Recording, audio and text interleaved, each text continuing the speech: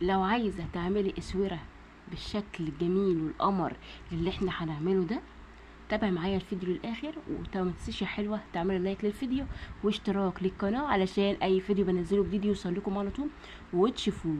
وده بقى 3 الوان هنعمل بيهم الاسوره دلوقتي بقى بطريقه جميله وشكل جميل جدا وشيك. احتاج هنا بقى ال3 الوان دول بالنسبه بقى للمبتدئين وكده. ده خلاص تفسير عشان بس ايه محدش يتلخبط. هحتاج هنا في الموضوع، احتاج قفل، واحتاج طبعا سلسلة، واحتاج حلقات زي ما انتم شايفين كده، واحتاج البنزة بتاعتي اللي انا بشتغل بيها كل مرة. تمام. والمقص والخيط. تمام يا حلوين. الخيط اللي انا هشتغل ده هو نمرته كبيرة شوية بس شغال معانا يعني مفيش اي مشاكل. هناخده حتة كده زي متر علشان نعمل بيها الاسورة. اللي احنا هنعمله ده اسوره، مش هنعمل ايه حاجه غير الاسوره. تمام. انا اول حاجه انا خدت اهي حته مناسبه. هو الخيط تخين شويه بس عادي شغال اداء، مش متوفر عندي الرفيع. هو المفروض نشتغل بخيط رفيع بس مش متوفر عندي دلوقتي، فقلت بقى نشتغل بده وخلاص، فهو شغال يعني معايا في نفس الوقت. تمام. 1 2 3 4 5. 5 حبايات اهمت من الخرز التفسيره. تمام يا حلوين. اللي حطيتهم اهمت هم 5 حبايات. هوسطن الخيط بقى واجيب دول كده على بعض زي ما انتم شايفين اهوت. يا رب يكون كل حاجه واضحه ليكم. الخرزايه اللي انا هحطها في النص انا عامل الخيط مجوز زي ما انتم شايفين كده، الخيط مجوز اهو. تمام. يا رب يكون واضح. هجيب بقى واحده سمراء باللون الاسود يعني اهي، وادخل الاتنين كده مع بعض. تمام. واشد الشغل كده وانا موصلة الخيط بتاعي علشان طبعا محدش يتلخبط. تمام. هنا ال5 حبايات دول شايفين الاتنين دولت، الاتنين اللي على جنب دول هجيب الطرف من الاطراف واعدي فيهم الخيط. تمام.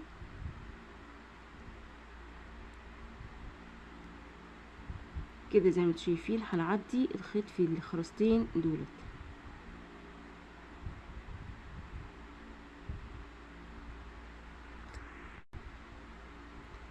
الطرف ده كده انا عديت فيه الخرزتين اهوت، واشد الشغل زي ما انتم شايفين كده. تمام. بس طبعا انا عايزه اقول لكم اللي يشتغل الاسوره دي يجيب خيط يكون رفيع عن كده، هيكون الطف طبعا واحسن. انا بس مش متوفر عندي فقلت اشتغل بيه. الطرف التاني نفس الكلام، هعمل نفس اللي عملته. احط بقى ايه الخيط هنا في الخرزتين دول، احط الخيط في الخرزتين دول. انتوا شايفين كده احنا حاطين اهما نفس الخطوات، ما غيرتش حاجه خالص ولا عملت اي حاجه، انا غيرت الخيط بس. عملت خيط رفيع اهو، الخيط اللي انا اشتغلت بيه رفيع، لازم تشتغل بخيط رفيع. تمام يا امارات. واقفل بقى بايه؟ هقفل طبعا اللون ده كده اهوت. هحط بقى ايه دي كده خلف خلاف اهو، اشد بقى خلف خلاف. ده بقى المبتدئين يركزوا معايا علشان محدش يتلخبط. اهم حاجه نقطه الخيط دي تخلوا بالكم منها، لان دي مهمه جدا على فكره، فلازم نخلي بالنا منها. انا بقى الخطوه اللي بعد كده انا عايزه اشكل. تمام. هعمل ايه بقى يا حلوين؟ هنعمل ايه؟ هحط واحده هنا من اللون الاخضر، والجنب التاني نفس الكلام اللون الاخضر، احط برده هنا كده اهوت. وبعدين هقفل باللون ايه اللي انا هطلع بيه بعد كده، اللون الاصفر. الورده اللي طبعا الورده دي شبه عباد الشمس، بطريقتها سهله جدا جدا اهيت زي ما انتم شايفين. عشان ده هطلع على السطر اللي بعد كده فقلت احط بقى ايه الاتنين شايفينهم دول. تمام يا قمرت لحد كده؟ تمام لحد كده. هعمل ايه بقى؟ هنحط بقى بعد كده 2 في الطرف ده، 1 و2 في الطرف التاني. تمام. انا حطيت هنا 2 اهمت، الطرف التاني احط كمان 2. تمام. 1 2. هعمل ايه بقى؟ هجيب الاتنين على بعض واحط ايه بقى المجوز اهو زي ما وريتكم اول مره. احط اللون الاسود في النص. تمام اهو. احط بقى اللون الاسود في النص. تمام يا امارات اهمت. وبعدين اشد الشغل. تمام. انا عايزه اقول لكم بقى حاجه مهمه لازم تعملوه بخيط يكون زي طبعا على حجم الاسوره. تمام. لان طبعا الخيط لما يكون تخين على الخرز بيخليها كده مش حلوه، يعني بيخليها مش مظبوطه، وما بتكونش معدوله معاكم في الشغل ولا في اللبس. تمام. نصيحه يعني اللي يشتغل بخيط يكون مناسب مع الحاجه. اجي برضو على الطرف ده واحط هنا الخيط في الطرف ده. تمام. 1 2. تمام يا امارات اهوت. وبعدين هقفل باللون الاصفر برضو اهوت. وهعمل ايه؟ هعدي كده خلف خلاف. تمام. يبقى احنا نشتغل بخيط رفيع يكون ماشي مع الخرز. تمام كده. اعمل اهيت دي كده تاني واحده. بعدين هعمل ايه بقى الخطوه اللي بعد كده عشان بس محدش يتلخبط؟ انا هحط طبعا 2 باللون الاخضر في كل طرف من دول اهوت. 1 2. تمام. وهقفل بقى بايه؟ باللون الاصفر اللي انا حاطاه بيه بعد كده. يبقى ايه؟ يبقى احنا حاطين 2 في كل طرف الشطره اللي بعد كده. وبعدين هنشد الشغل كده. تمام يا امارات لحد كده. تمام لحد كده. يبقى احنا بقى ايه؟ هنعمل اللي بعد كده اهي هيكون بالشكل ده كده. ورده عباد الشمس شكلها جميل جدا. يبقى احنا بقى قفلنا باللون الاصفر عشان هنحط 2 في كل جنب من الخرز. تمام. احط هنا 2 وهنا 2. الجنب التاني نفس الكلام 2 و2 2 1 2.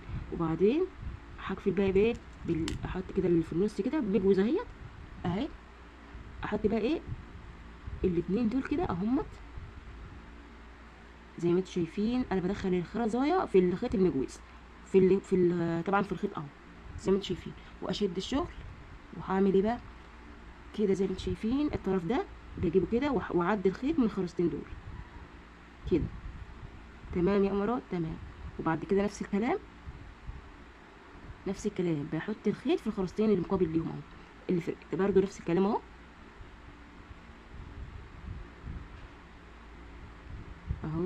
الاتنين اهوت. وبعدين بشد الشغل واشد كده واقفل باللون الاصفر. تمام اهوت. بشد الشغل واقفل بقى باللون الاصفر خلف خلاف. تمام يا امارات عشان بس محدش يتلخبط والكلام ده كله. الخرز اللي انا بشتغل دي بيها اسمها تفسيره، كله تفسيره، يعني مفيش واحده مختلفه عن خرزايه، يعني كلك بنفس الحجم. تمام. عشان بس محدش يتلخبط. اهم حاجه الخيط يكون ماشي مع شغلك. تمام. انا هفضل شغاله بالنظام ده كده. اشتغل بحط 2 وبعدين بقفل بالاصفر وزي ما انتم شايفين كده. الخطوه اللي بعد كده انا هحط باللون الاخضر طبعا لحد المقاس اللي انا عايزاه. وبعد كده نشوف الخطوه اللي بعد كده ايه. يبقى انا بعمل ايه بقى؟ بحط واحده باللون الاخضر هنا وواحده باللون الاخضر هنا. تمام. وبعدين بقفل باللون الاصفر علشان ده اللي هطلع بيه الغرزه اللي بعد كده. تمام. لان احنا بدأنا ب5. تمام اهو. وبعدين هعمل ايه؟ هحط 2 1 2 في الطرف ده و2 في الطرف ده باللون الاصفر عشان نكون ورده. طبعا هي ورده عباد الشمس اهي. طريقتها سهله جدا جدا وبسيطه. اتمنى بقى اللي يجربها يقول لي بقى في التعليقات طلعت معاكم عامله ازاي. وما تنسوش بقى يا حلوين لو مشتركين في القناه ما تنسوش تعملوا لايك للفيديو. والجماعه اللي ما اشتركوش لسه يعملوا اشتراك ويفعلوا زر الجرس علشان اي حاجه بنزلها يوصل لكم على طول وشوفوها. تمام. هدخل هنا تاني اهيت 1 2. تمام. وبعدين بقفل زي ما انتم شايفين. طبعا ده بترجع لمقاس الايد. طبعا لو نعد دولت هنشيلهم كام واحده؟ 1 2 3 4 5 6 7 8 9 10 11. انا هعمل كمان واحده. تمام. انا هعمل كمان واحده. هنحط 2 باللون الاخضر في كل اتجاه كده او 1. وبعدين الطرف التاني. وبعدين هقفل باللون الاصفر اهو. واعمل اعدي الشغل كده خلف خلاف واشد الشغل. تمام يا امارات. هنطلع بقى اللي بعد كده 2 في كل طرف 1 2. وتقريبا دي اخر واحده معايا مش هعمل بقى تاني. 1 2. وبعدين الجنب التاني نفس الكلام احط 2 كده. وبعدين هحط واحده في النص كده. وبعدين زي ما انتم شايفين كده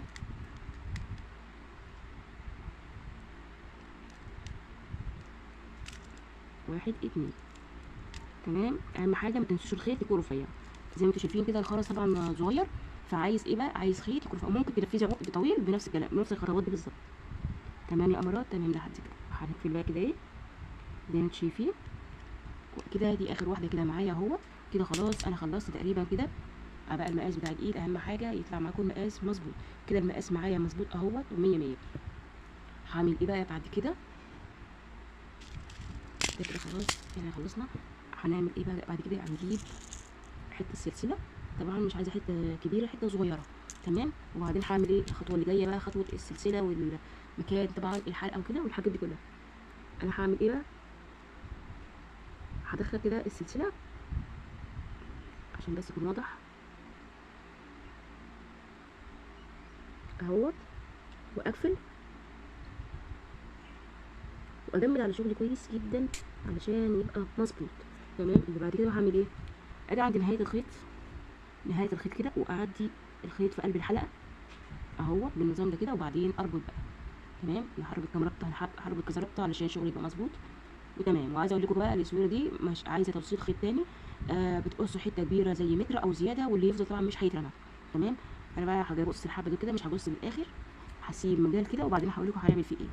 تمام يا امارات. بالنسبه كده للاسوره خلاص تمام. ممكن اكملها عقد لو انا عايزه، زي ما انا ماشيه كده واحده واحده ممكن نكملها عقد. تمام يا امارات كده تمام لحد كده. اجي بقى هنا ايه، ما ركبتش انا القفل لسه. تمام. هنعمل ايه بقى؟ احتاج حلقه كبيره، احتاج حلقه كبيره علشان اركب القفل.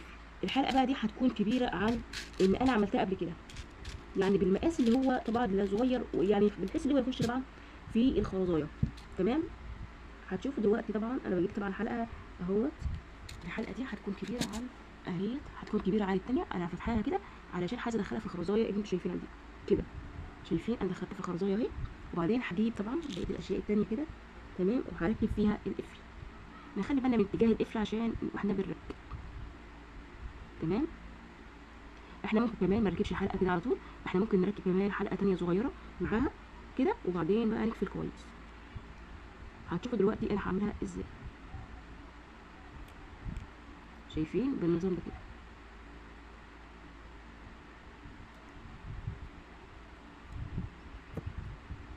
اظن الطريقه سهله جدا اهيت، ما فيش حاجه صعبه خالص، بس انا عايزه اجمد على الشغل بتاعي علشان ما يتفكش كده بالبنز بقى وتتك كده. تمام يا حلوين. هجيب بقى الحلقه التانية اللي شايفينها دي، وهعمل ايه؟ هفتحها عشان اركب فيها ايه القفل. انا ما حبيتش اركب طبعا القفل في الحلقه اللي شايفينها دي، فطبعا كل حاجه ترجع ليكم. تمام. بس اهم حاجه اركب الشغل صح. تمام. بعد كده بقى هعمل ايه؟ هقفل الحلقه. هي اسمها دبله حلقه زي ما بيسموها بقى في المنطقه اللي انتوا فيها. تمام يا امارات. احنا كده يبقى هي بقى المقاس بتاعها خلاص تمام وكله مية مية. هي بقى بالشكل ده. عايزه اعمل تركايه صغيره، هتشوفوا دلوقتي انا هعمل ايه. هخلي منظرها جميل بحته الخيطه الصغيره دي، وهتشوفوا دلوقتي انا هعمل ايه. تمام. هحط بسهم 1 2 3 4 5. حطيت 5 حبات. تمام. هضم الاتنين دول على بعض. تمام يا امارات. واجيب اللون الاسود ديت. تمام. وبعدين هجيبهم كده، هعمل ورده برضه، هعمل ورده بنفس الكلام بالظبط. تمام. هعدي بقى بصوا 1 2. تمام يا امارات. تمام. هعدي كده، هعدي برضه نفس الكلام 1 2.